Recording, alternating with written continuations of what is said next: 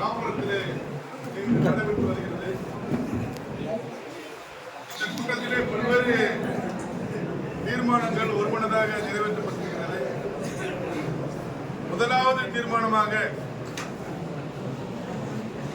நாங்கள் எல்லாம் பெரிதும் எதிர்பார்த்து கிட்டத்தட்ட 22 ஆண்டுகளாக எங்களுடைய ஓய்வு கால வாழ்க்கை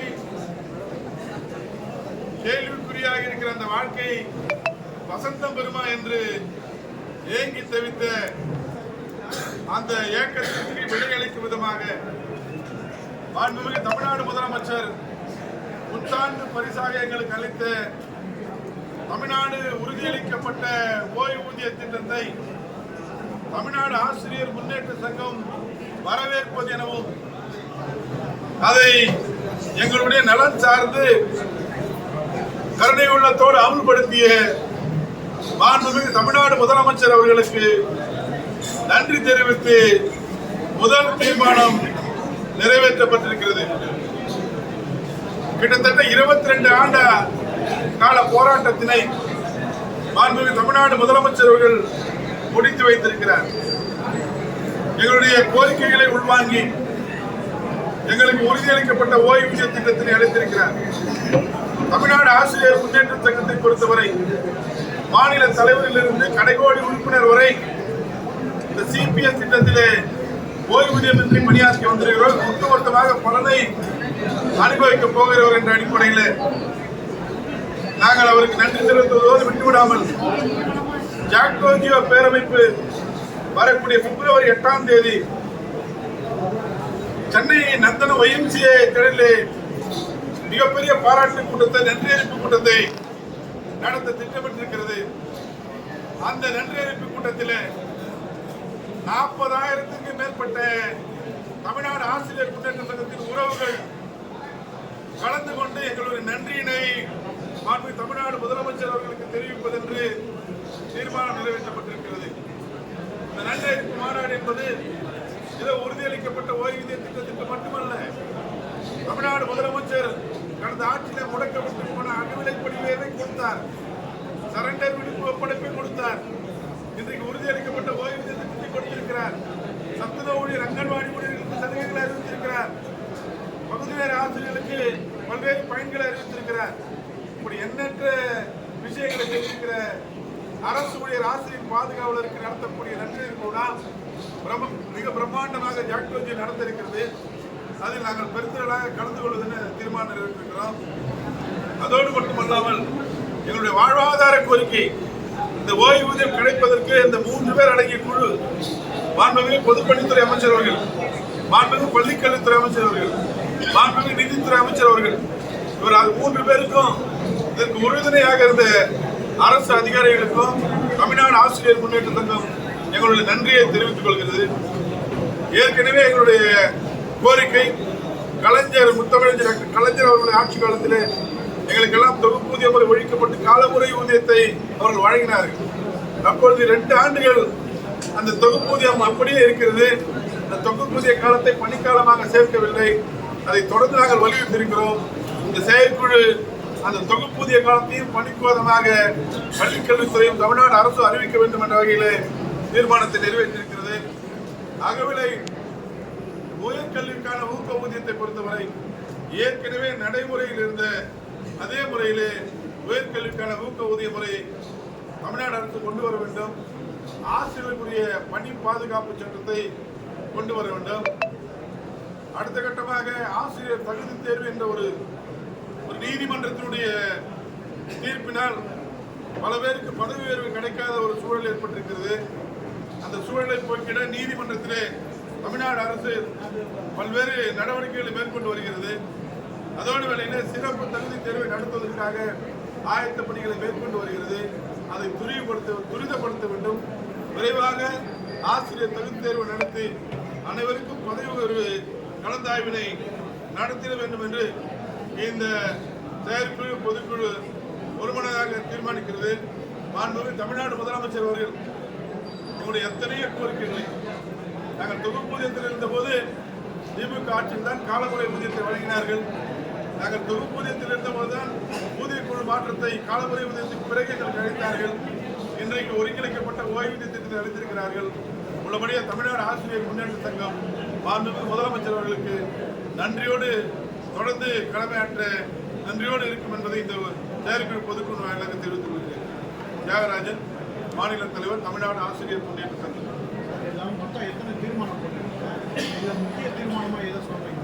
முதல் தீர்மானமா உறுதியளிக்கப்பட்ட ஓய்வூதிய திட்டத்திற்கு தமிழ்நாடு ஆசிரியர் முன்னேற்ற சங்கம் வரவேற்பையும் அதை அமல்படுத்திய தமிழ்நாடு முதலமைச்சர் அவர்களுக்கு நன்றியும் தெரிவிக்கிற தீர்மானம். இரண்டாவது தீர்மானம் தான் உங்களுக்கு ஏற்கனவே சொன்னேன். ஜாக்டோஜியோ பேரமைப்பு தமிழ்நாடு முதலமைச்சர் அவர்களுக்கு சென்னை YMCA நந்தன மைதானத்தில் வரக்கூடிய பிப்ரவரி 8ஆம் தேதி ஞாயிற்றுக்கிழமை லட்சக்கணக்கானோர் திறன் நடத்தக்கூடிய ஒரு நன்றி அறிவிப்பு மாநாட்டை நடத்திருக்கிறது. அதில் பெரும் பங்கை தமிழ்நாடு ஆசிரியர் முன்னேற்ற சங்கம் ஆற்றிருக்கிறது. கிட்டத்தட்ட 40,000க்கும் மேற்பட்ட தமிழ்நாடு ஆசிரியர் முன்னேற்ற சங்கத்துடைய உறவுகள் இந்த மாநாட்டிலே கலந்து கொள்வார்கள் என்ற தீர்மானமும் இரண்டாவது நாங்கள் போட்டிருக்கிறோம். இதற்காக அறுபாடுபட்ட அமைச்சர் பெருமக்களுக்கு நன்றியை தெரிவித்து தீர்மானம் போட்டிருக்கிறோம். எங்களுடைய திட்டமிடல் எல்லாம் இனி வரக்கூடிய பிப்ரவரி 8ஆம் தேதி மாநாட்டை நோக்கி இருக்கிறோம்.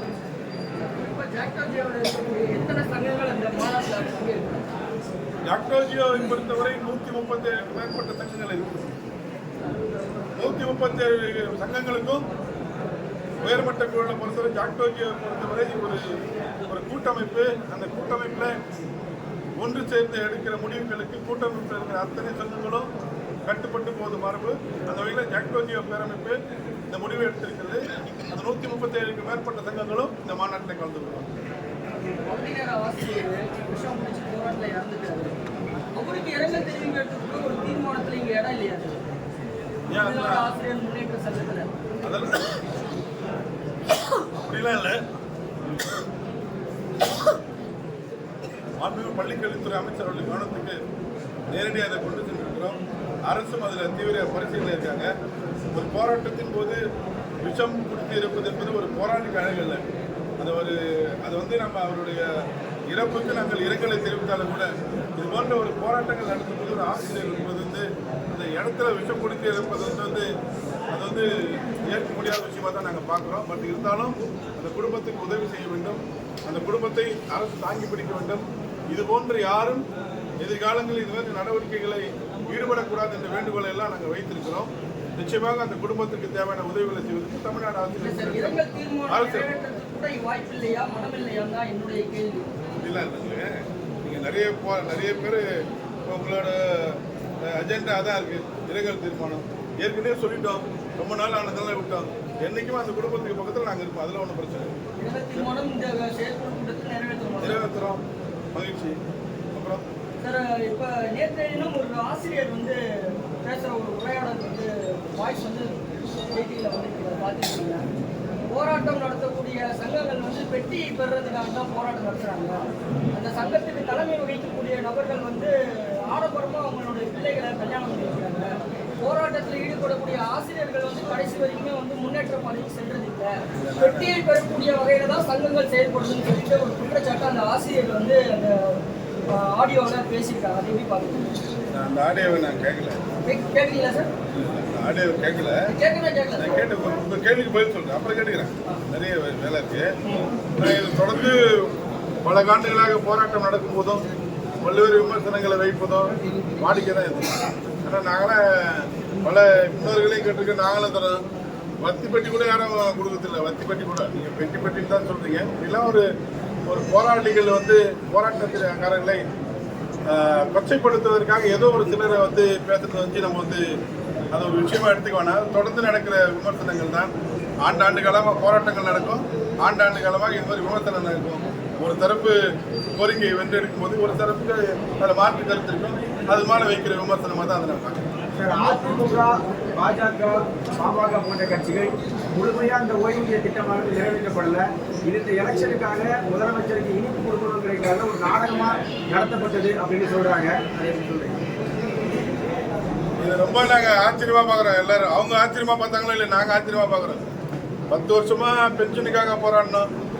மாண்புமிகு முன்னாள் முதலமைச்சர் எடப்பாடியார் தான் முதலமைச்சராக இருந்தார். அதை பற்றி ஒரு கருத்தையும் சொல்லலை. பென்ஷனை பற்றி அவர் நினைச்சு தானே கொடுத்துருக்கலாம். ஒரு பாஜகவிலேருந்து நீங்கள் சொல்கிறீங்க ஒன்றுமே இல்லை. இந்த உறுதியளிக்கப்பட்ட ஓய்வூதிய திட்டத்தில் ஆசிரியர்களுக்கு ஒரு திருப்தி இல்லைன்ற மாதிரி அவங்க சொல்கிறாங்க. ஒரே ஒரு நிமிஷம் ஆனால் போதும், ஒரு நிமிஷத்துல அவங்க முடிச்சிடலாம், எல்லாருக்கும் திருப்திப்படுத்திடலாம். திருப்திப்படுத்தாத ஒரு தரப்பு திருப்திப்படுத்திடலாம். நேராக மாண்பு பாரத பிரதமர் அவர்களும் கொண்டு போய் இந்தியா முழுமைக்கும் பழைய ஓய்வூதிய திட்டம் அமுல்படுத்தப்படும் ஒரே ஒரு வார்த்தையை சொல்லிட்டாங்க. பிரச்சனை இல்லை. அதாவது குறைந்தபட்சம் பிஜேபி அளப்பட மாநிலங்களாவது பழைய ஓய்வூதிய திட்டம் இருக்கான்னு செக் பண்ணிட்டு பேசுறாங்க. இல்ல சார், தமிழ்நாட்டை பொறுத்தவரை இந்திய ஒன்றியத்துடைய இடர்பாடுகள் தான். நாங்கள் இதெல்லாம் பத்தி பேசணும்னா பழைய ஓய்வூதிய திட்டத்திற்கு போகணும்னு சொன்ன ஒரு 7 மாநிலங்களையும் போக விடாம தடுக்கிறது ஒன்றிய அரசு. பிஎஃப் ஆர்டிஎல்லாம் போட அவங்க ஜியோலாம் போட்டாங்க, பழைய ஓய்வு திட்டத்துக்கு போறேன்னு சொல்லிட்டாங்க. ஆனா அந்த பிஎஃப் ஆர்டி பணத்தை கொடுக்காதனால பழைய ஓய்வூதியம் போகாம, இதான் ஒன்றிய அரசோட நிலைப்பாடு. இந்த ஒன்றிய அரசு தான் கொடுக்குறாங்களா இல்லையா, 7 மாநிலங்களை இம்ப்ளிமெண்ட் பண்ணுன்னு கொடுத்துருக்கலாம், இனிவரையும் கொடுக்கல.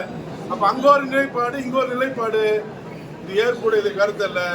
22 ஆண்டுகள் ஓடாத வண்டியை 22 ஆண்டுகள் யாரும் யோசிக்காத விஷயத்தை தமிழ்நாடு முதலமைச்சர் கருணையோடு அளித்திருக்கிறார். பழைய ஓய்வூதிய திட்டத்தில் இருக்கிற அத்தனை கூறுகளும் இந்த ஒருங்கிணைக்கப்பட்ட ஓய்வூதிய திட்டத்தில் இருக்குது. நாங்கள் பயனடைகிறவங்க. இன்னும் ஒரே ஒரு விஷயம், 10% கான்ட்ரிபியூஷன் நாங்கள் செலுத்துகிறோம். அது ஓய்வு பெறும் காலங்களில் அடுத்த கட்டமாக முதலமைச்சர்கிட்டே கோரிக்கை வைப்போம். இந்த முதலமைச்சர் மட்டும்தான் ஓய்வூதியத்தை சொன்னாரு. இந்த முதலமைச்சர் தான் அதையும் திரும்பி கொடுப்பதற்காக சொல்லுவார். விரைவில் அவர் வரும்போது அதிலிருந்து படிப்படியாக அந்த கோரிக்கைகளை பெற்று முடிப்போம். மற்றபடி ஓய்வூதியத்தில் இல்லாத அத்தனை பேருக்கும் இது ரொம்ப பயனடைந்த விஷயமா தான் பார்க்குறோம். திட்டமிட்டு ஓய்வூதியம் வந்தோடனே அதிர்ச்சி அடைஞ்ச ஒரு சிலர் ஓய்வூதியம் இல்லாமல் அரசு ஊழியர் ஆசிரியர்களை வாக்குகளை வைத்து ஏதாவது செய்யலான்னு அதிர்ச்சியானவங்க தான் இதை ஒரு பிரச்சாரமாக செய்கிறாங்க. அது குறிப்பாக ஒரு சில குரூப் இது இறங்கினாங்க. 1 கோடி கிடைக்க, 2 கோடி கிடைக்க, 3 கோடி கிடைக்குன்னு சொன்னவங்க அவருடைய ஊதியத்தை உயர்த்த மறந்து